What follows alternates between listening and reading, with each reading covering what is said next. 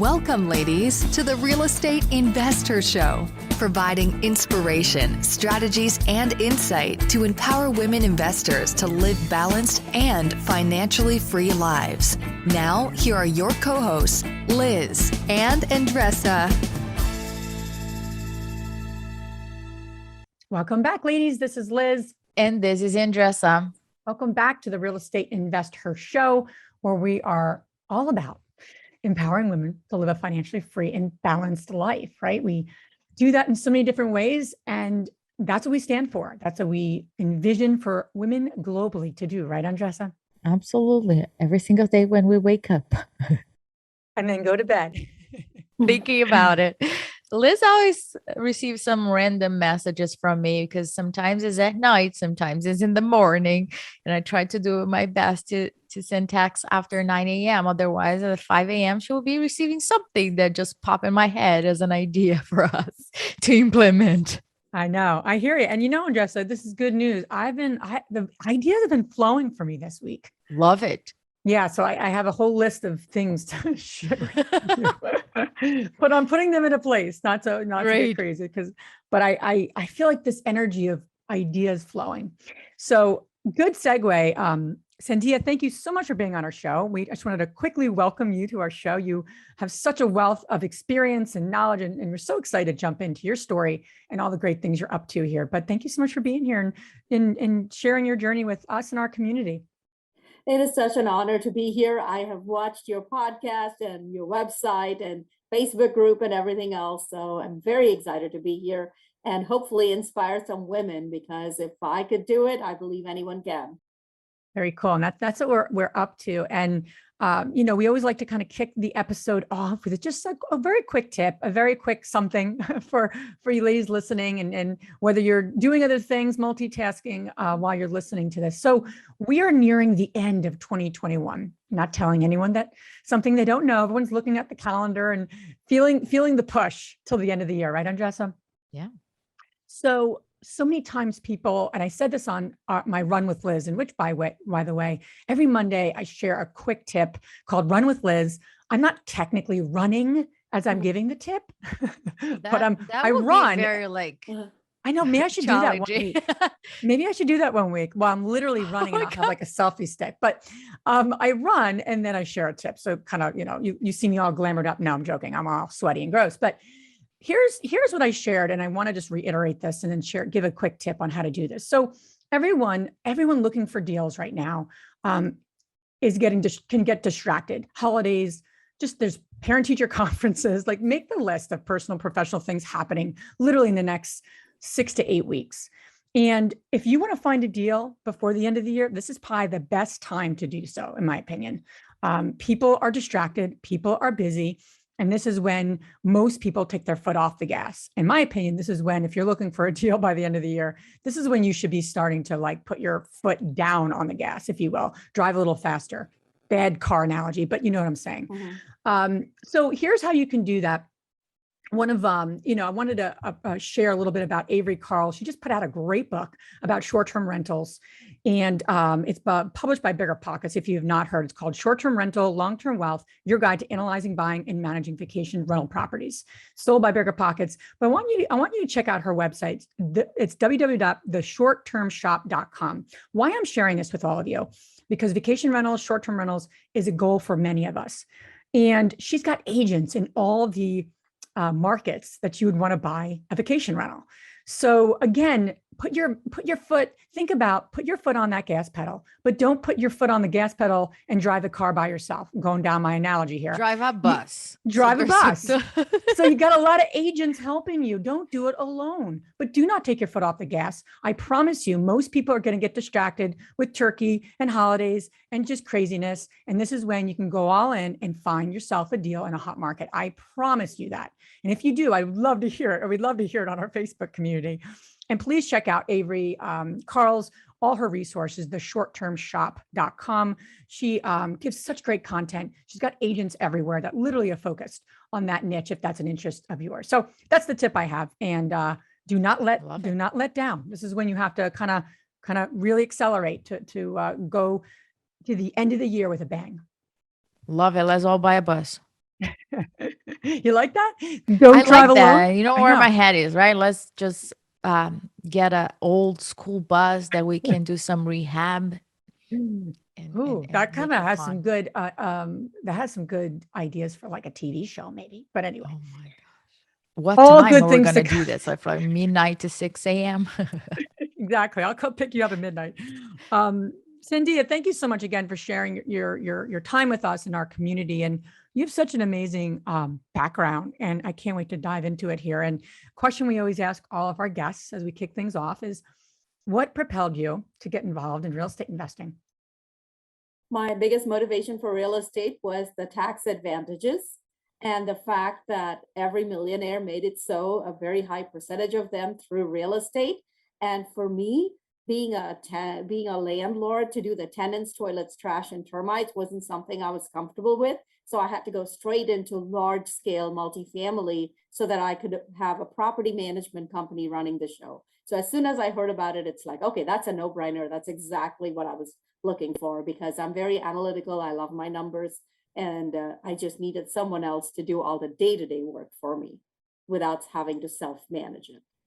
I love that because a lot of people think, oh, I need to do myself first so I can Mhm, prove myself and then other mhm, people can value me and then go from there. So mhm, it's very impactful a sentence that I read on your bio that you mentioned going from $8 week budget to mhm, become a millionaire. And I mhm. know that a lot of things happen between that $8 and the million. But looking back, can Mhm. you walk us through like your first deal? How were you able to accomplish your vision? So my first deal happened because I joined a mentoring program and I was able to find partners there with experience, because I did not want to try things out myself when it involved other people's money.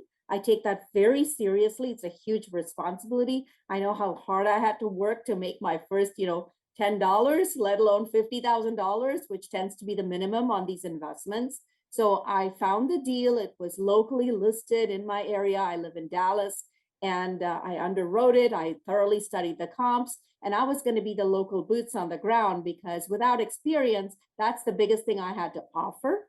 And so I found partners who were out of state, and for them, I could add value by being the one who could go and execute all the things in the business plan, while they were the leaders in terms of people with experience directing the business plan. So they were the initial brains and I was more the brawn, but I learned so much from every weekly call that I'm now considered a lead sponsor and sort of an expert in asset management, if you will, from that experience.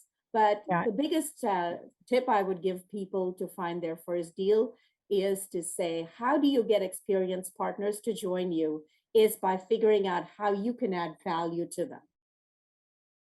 Yeah, that's great. And the boots on the ground, I want to just dive into that a bit, because I Mhm. think we often, and I've said that numerous times as well. And I think women who are scaling, they've done small multis, they want to get into larger multis. Like how do you define boots on the ground? Tell us a little bit about what that, if there was a job description, I'm going to fulfill boots on the ground job description, right? I'm Um, going to be on site for anything and everything that is needed. Right from the beginning, when we want to underwrite the deal, I'm the one visiting personally every comp property, so that even in our underwriting and in our due diligence, it's thorough to begin with. It's like prevention is better than cure. So you know your problems up mhm. front before you even get into the deal. And that way you really know your competition, and you can figure out how this property can add value and copy some ideas from the competition, but also differentiate from the competition. So that's some of the upfront work. But let's say you have closed this deal, you have funded this deal, now it's yours. Then every day that you want to execute your business plan, right? Your CapEx, meeting with vendors, making sure the job is thoroughly done, making sure unit turns are done in a timely manner, working closer with the property management team to make sure you make those surprise visits. But also when they say, today we're going to be doing the upgrade on this particular unit, make sure it's actually done to the level of QC that you want. It's sort of like a trust but verify model. So I go in person every time to verify till we establish an understanding with a brand new property management company or a make-ready company or a vendor doing a CapEx project, that this is the level of detail that I want. So you are available as boots on the ground to be in person at the property for anything. So when the lender sends their inspector, insurance agency sends their inspector, the local city inspectors are there to give you your certificate of occupancy. You walk with them, you establish that local connection with them so that you are their face whenever they have questions. And they feel good knowing that an owner is present. They're not just leaving it up to the local property management company. So boots on the ground is pretty much anything and everything that's needed on a local level to take care of the property. I love this so much. As an integrator, I appreciate all the details that you're Mhm. giving. And I think that I don't hear a lot about it, right? In social media, we see a lot about, Mhm. oh, we close on this or we're raising on this. There's a lot of on the acquisition Mhm. portion, but there's a lot of work. I think acquisition right now is just like, okay, you the game starts after Mhm. the if you're not able to execute the plan, and it's just not even you're losing your time, everybody's money, and all of that.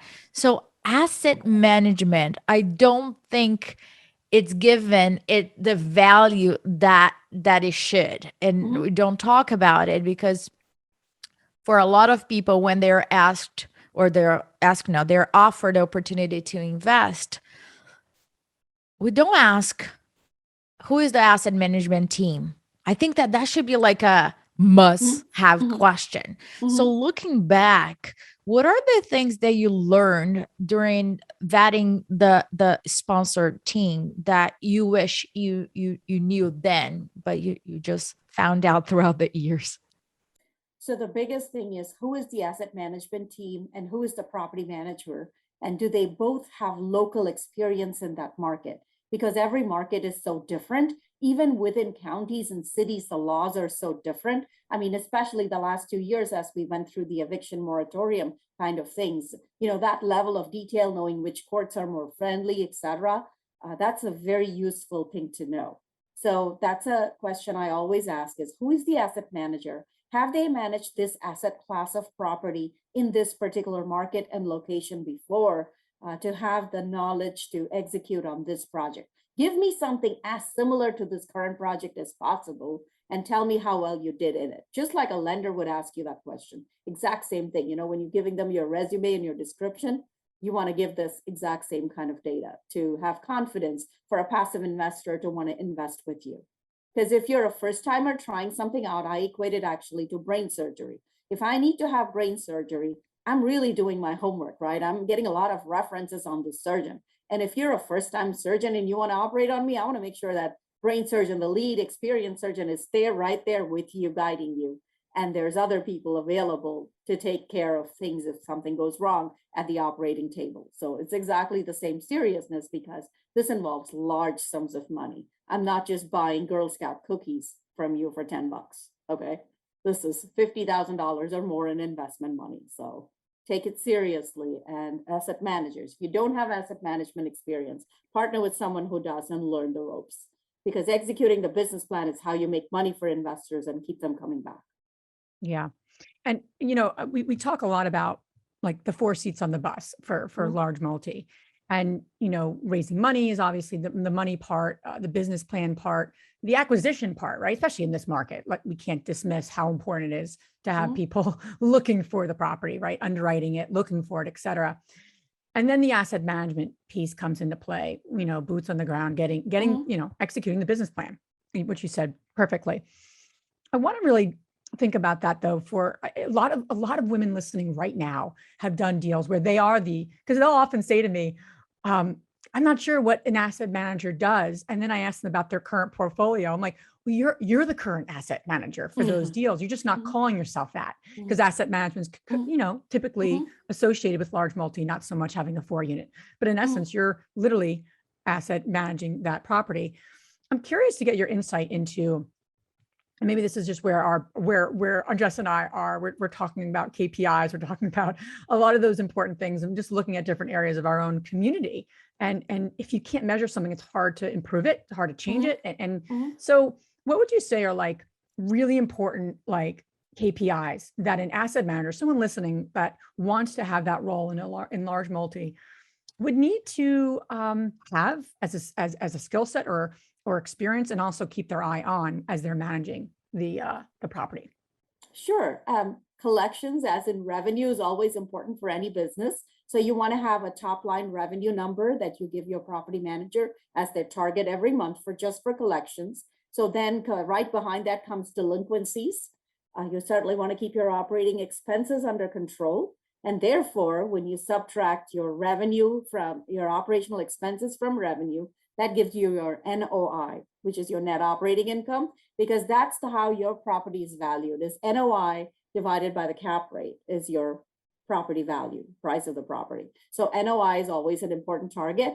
But ultimately, after that is also all your other expenses, right? Making sure your one-time expenses are classified accordingly as below the line expenses and getting it down to a net cash number. Because ultimately, how much money do you have left at the end of the month from paying out all your expenses, right? That's the money that you're going to be able to do as distributions to your investors. So you want to make sure you track that as well. A lot of people stop at the NOI, and I think that going down to net cash is also equally important. But then statistically, the other ones are your occupancy, right? And then your delinquency. You want to have a plan for delinquency. So why is there a delinquency? How are you addressing it?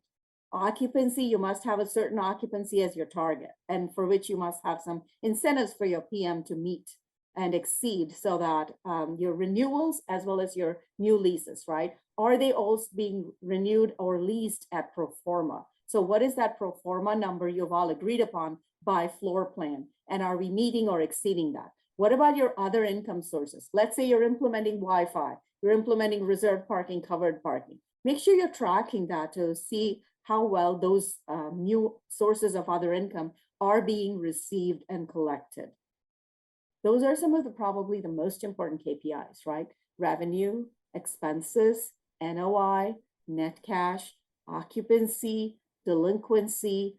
We look at what is called an availability report that gives me 30, 60, and 90-day trends on how my leases are going. So let's say I have a renewal coming up next month, which is early December. Those renewals are going to be harder to fill if they don't renew. So you might want to offer a short-term lease to them, like 3 months as an example, instead of 12 months, just so you can get through the hump of the holidays when it's harder to fill those units.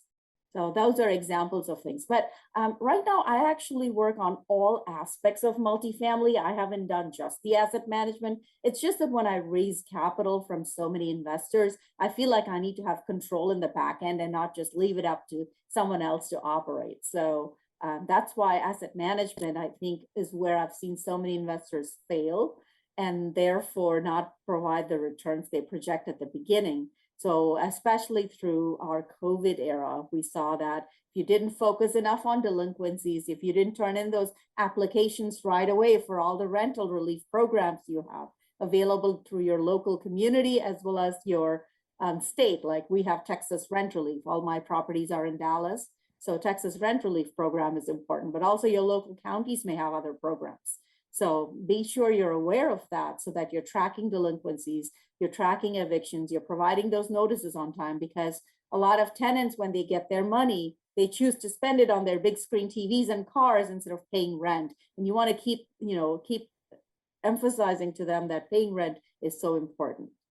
But again, I'm going into a lot of details in asset management, but in terms of top line, yeah, there's a few things that you definitely don't want to miss in your weekly tracking with your property management company. 100%. I want to go back to what you said about the COVID time, right? And you want to make sure that the property is performing. That's what the lender cares about.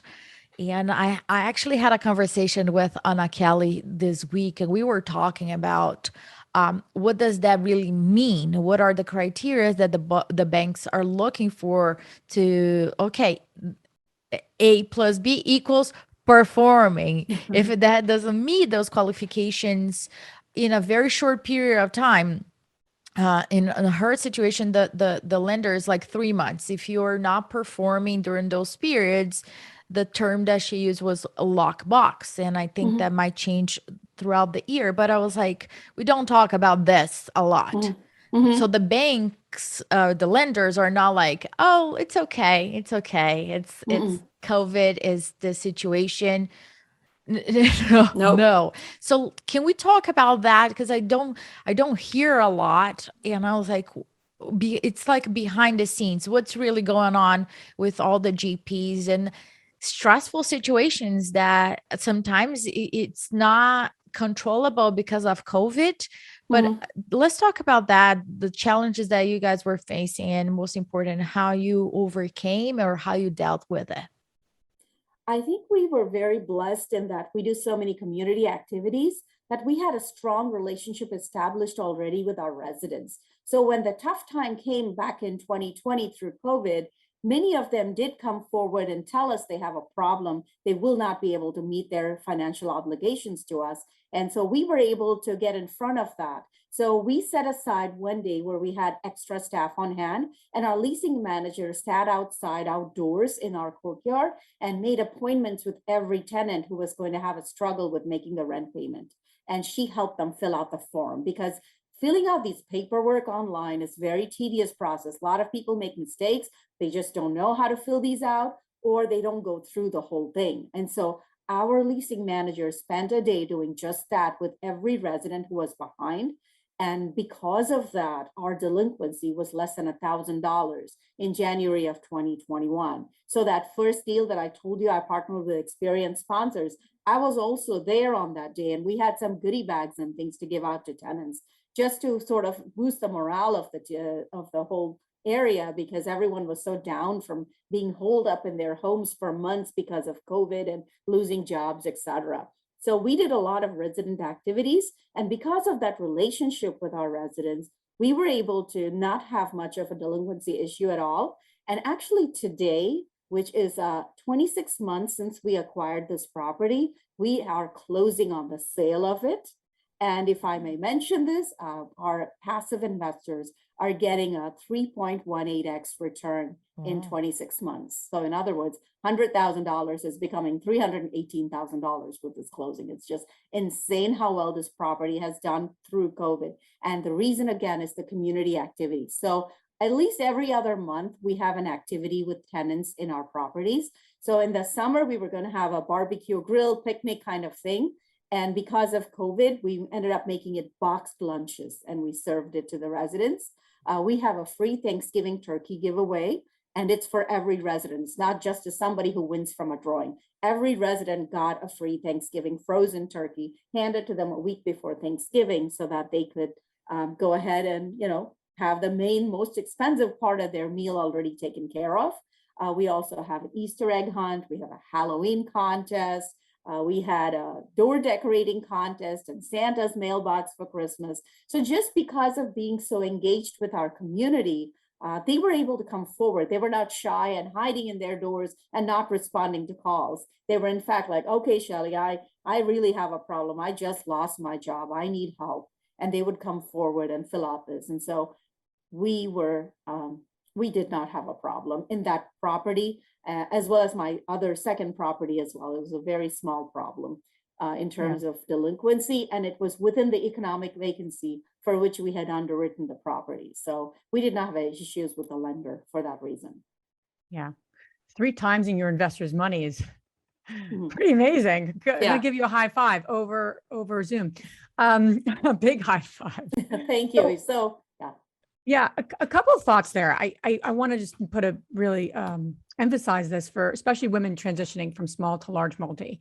The importance of community building becomes so much more important because we did scale, and I remember that being, wow, how important that was even when you had a 4-plex or a 10-plex, even an 18 unit, quite honestly. When you're starting into larger multi, it's a whole different game. And I love the ideas you just said. You also need to know who you're serving. One of our buildings in Kentucky had an enormous amount of people playing soccer, and they were playing in the, they were playing, just anywhere they could or in the parking lot. And we're like, okay, this isn't good. And a couple of team members said, why don't we make a soccer, field? Because we had like the field for it. We had the space for it.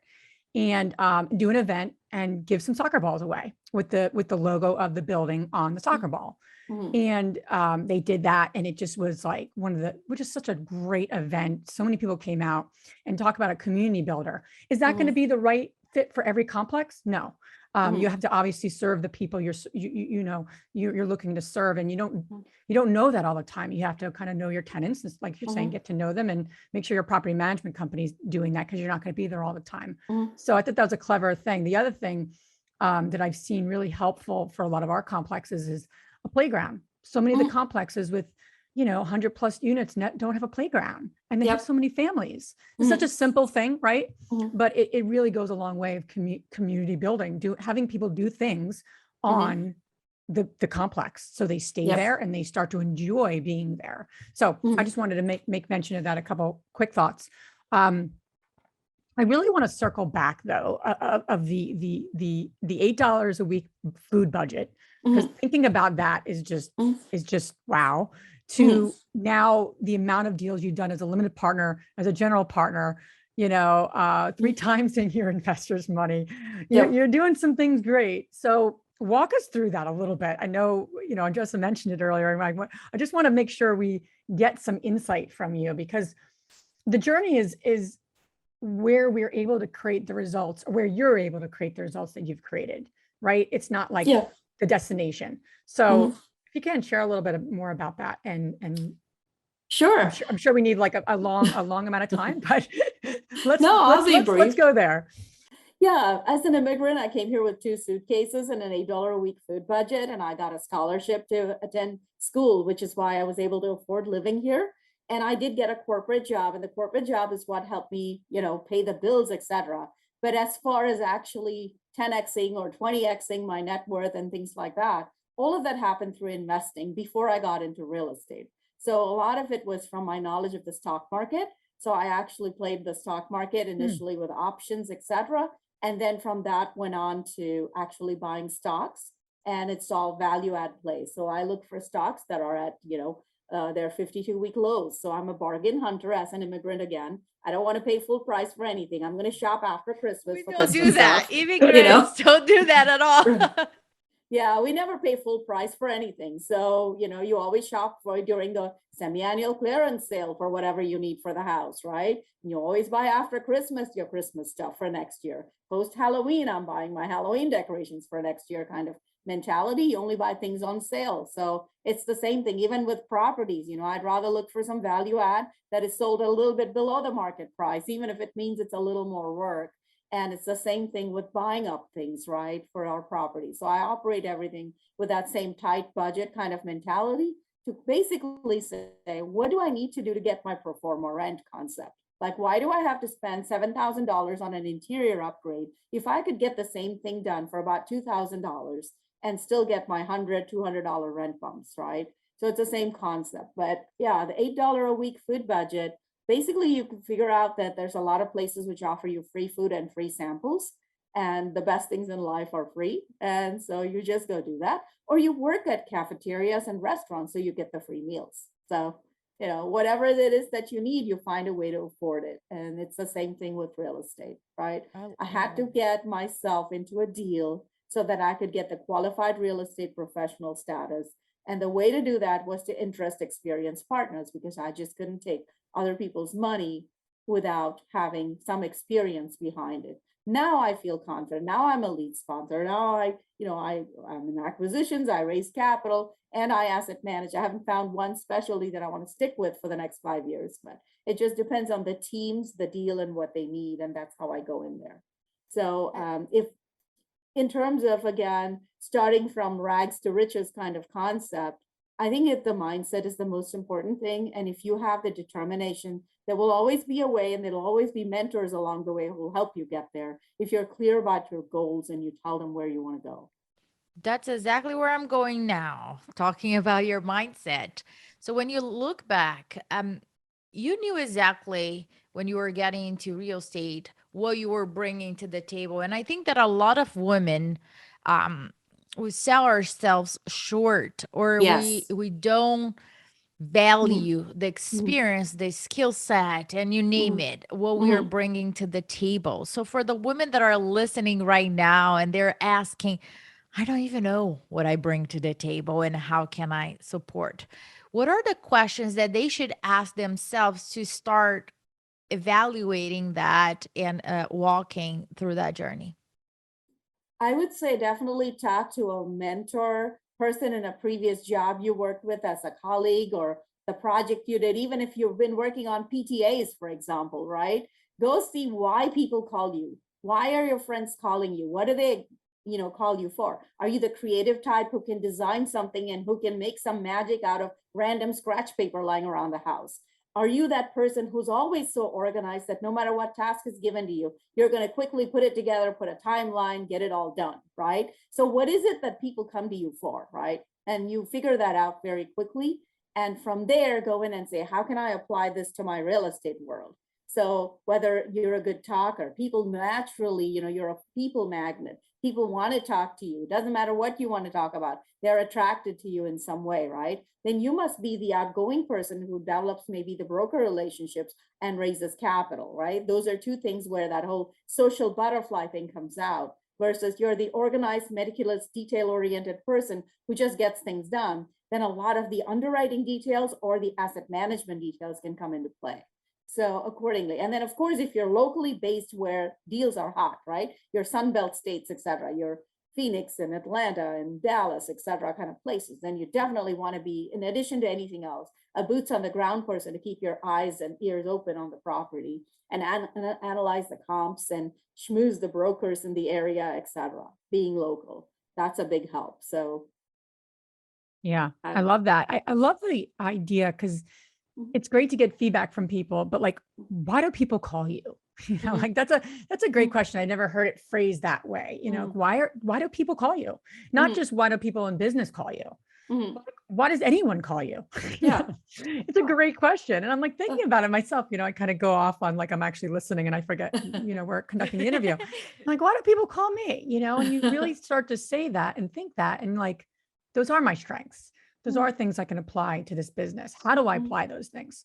And I think it's really, it's the work that we need to do so we can own it and then add the value and sell ourselves, quite honestly. And I don't want to ever see anyone dismiss the whatever people call you for, because there's something in that's needed in this business, because there's so many roles. There's that's wonderful, right, about what we're doing in investing. Talk to me a little bit about how I'm curious just to dive into something you just said earlier too, about how you actually like a number of the roles.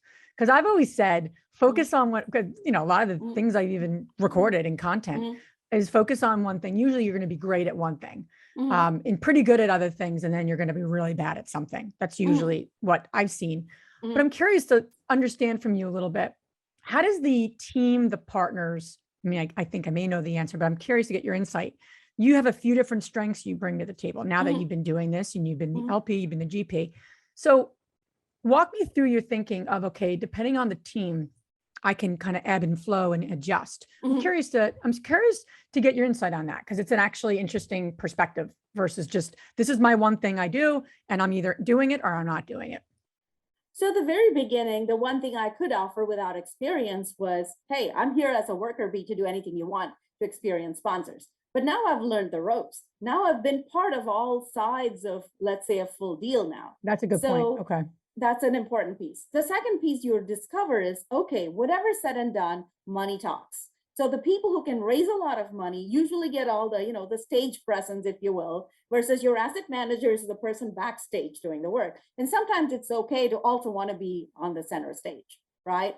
And so for you to have more influence and power, if you will, on a deal, ultimately money is important. So if you can also raise a few $1 million, that makes you even more of a bigger lead sponsor in the deal, right? So capital raising is one piece. Acquisitions. Well, I'm in Dallas. I like talking to people. I have no problem talking to brokers. And now that I've got a few deals under my name, most of the major brokers at least know me. So acquisitions definitely make sense. I have an engineering background and I love spreadsheets. I've always underwritten deals.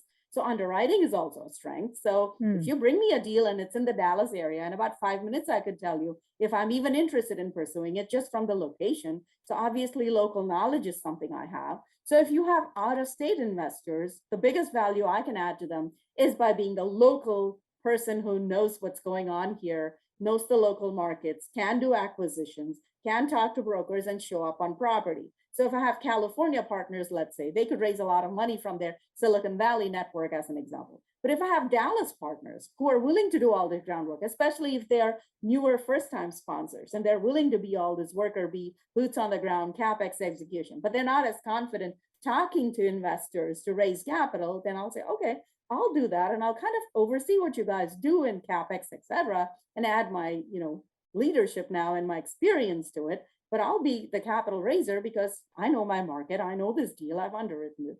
So I can do more of that instead, right? Or I could be involved in even broker relationships to win the deal because, hey, this broker just awarded me this deal and I'm now selling it back through him. He's going to award me the next deal. So then I can be the name that goes on the LOI to win the deal as well. So you have to get your foot in the door somewhere, right? Just like with the corporate job, you get your foot in the door with that company, with that whatever that big company is. But then afterwards, you can evolve and you can change your roles. I mean, a lot of us tend to be moms, so of course we wear multiple hats. So it's not like we're confined to one thing, but you just start with one thing to get your foot in the door. And then as you learn other things and you evolve and you figure out, hey, there's other things I enjoy doing as well. And now I feel more confident about it. Now I feel more confident talking to investors about the deal, for example, right? So just things like that. That we could. I really love that. Branch off. That you, first of all, you know who you are, absolutely, and you own it. You own your different skills, your different gifts. Some of them are gifts, some of them are strengths, some of them are skill sets that you learn throughout. What I was gonna ask you is, were you always like that, or it was a journey that you had to travel in order to currently feel very comfortable owning all of who you are? I think you figure out your strengths as you go along. Like I've always been a people person, but I had to start somewhere in my real estate journey with zero experience. Like I hadn't even done a single family flip or rental before I got into multifamily. So the confidence booster came from knowledge for me, knowledge and then slowly the experience. So starting out with zero experience, I had to go and rely on the experience of my partners. But once you learn and you go through it, you're like, oh, these are not rocket science type of questions that are being discussed here. I actually understand this. This isn't as hard as I thought it would be.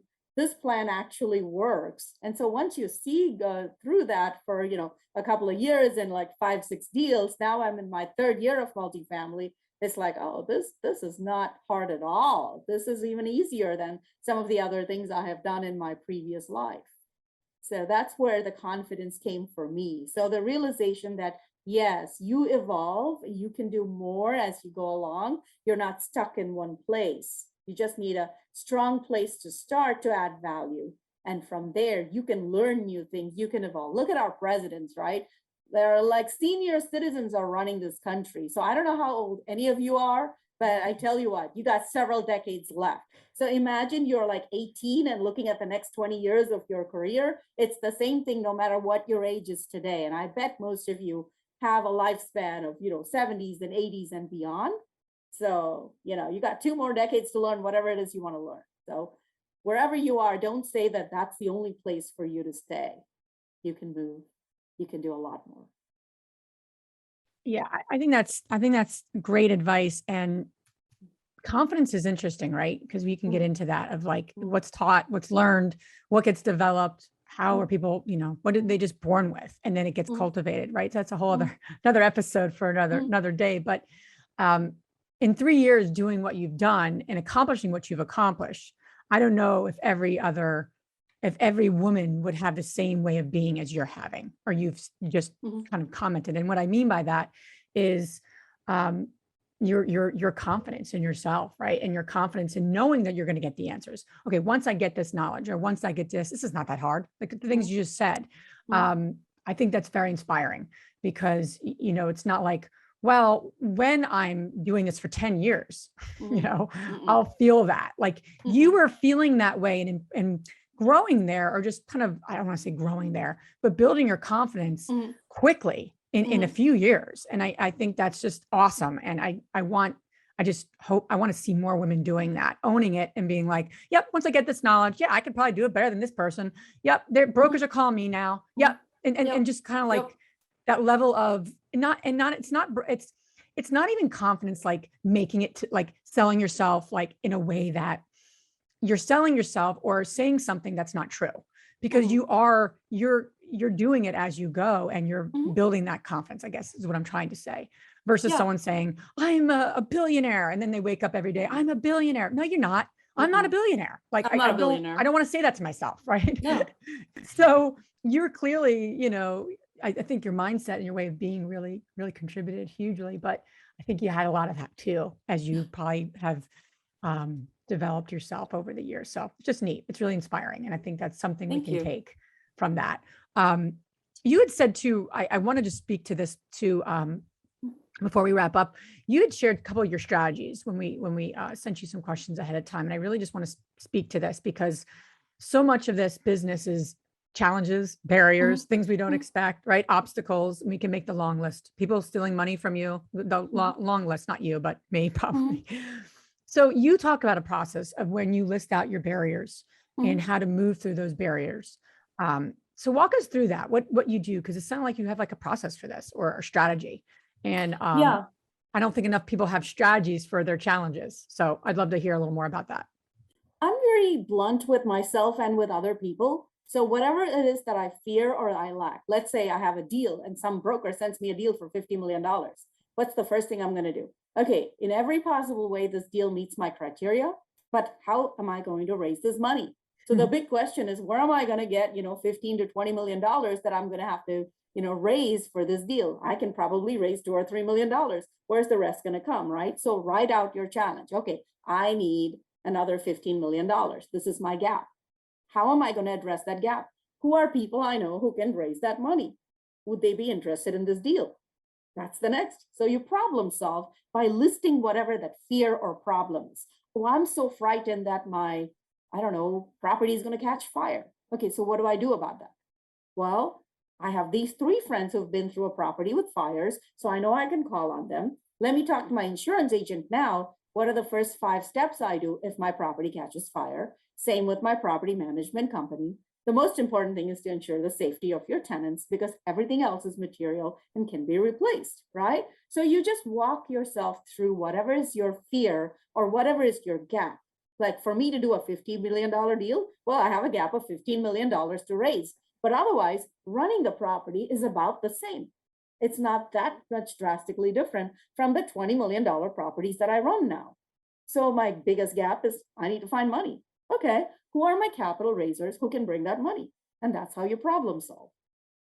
So be blunt with yourself, be open about every fear or problem, make a list, however you want to do it, and say, who can help me solve it? Not how do I solve it all by myself. I probably know someone who solved it.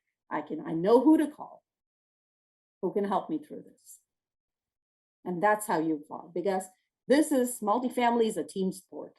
You're not an individual sport like in single family. So get team members, find mentors, find friends, find colleagues. I bet somebody you know has gone through it already and has figured out what doesn't work and what does.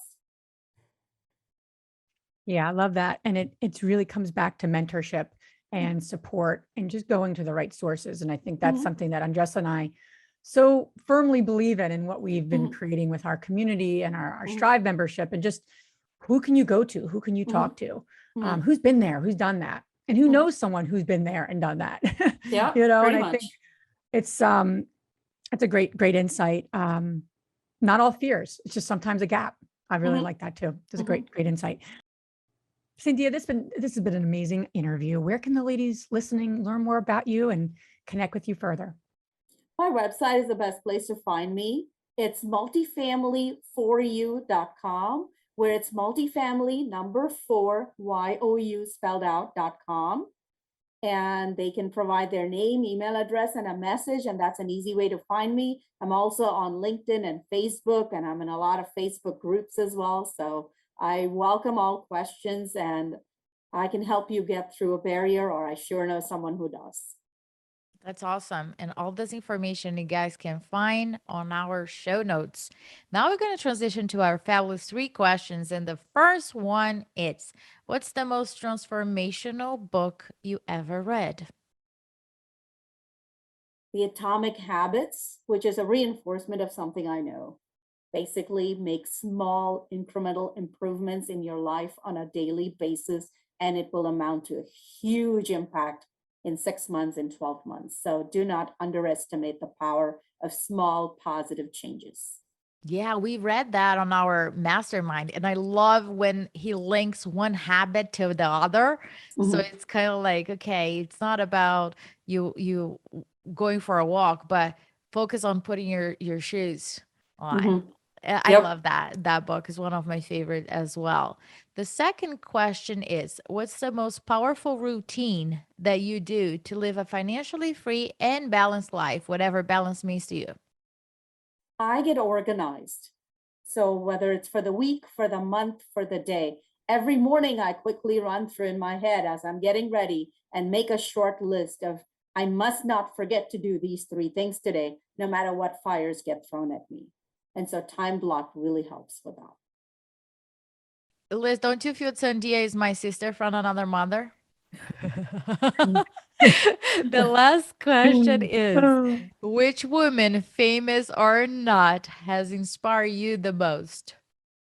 Actually, it's my mom. She was, growing up in India. She was in the medical profession, so she would leave first thing in the morning.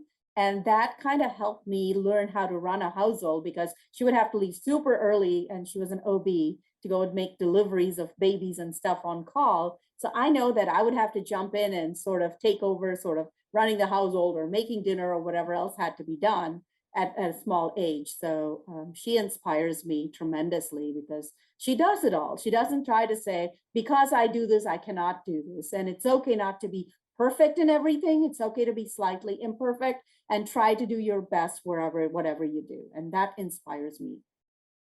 Love that. Sandhya, thank you so much for being on our show. Thank you for sharing all your great wisdom and your journey with us and our community. So we appreciate you so much.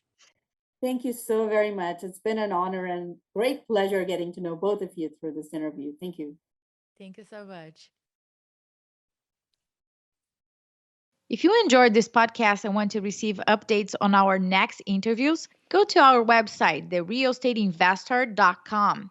There, you can subscribe to our show, become part of our investor community, and get updates on upcoming episodes.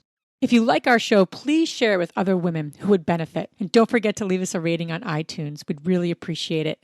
And as always, we encourage you to take one action as a result of today's show and put it into motion so you can live both a financially free and balanced life. Thanks for spending time with us. Ciao.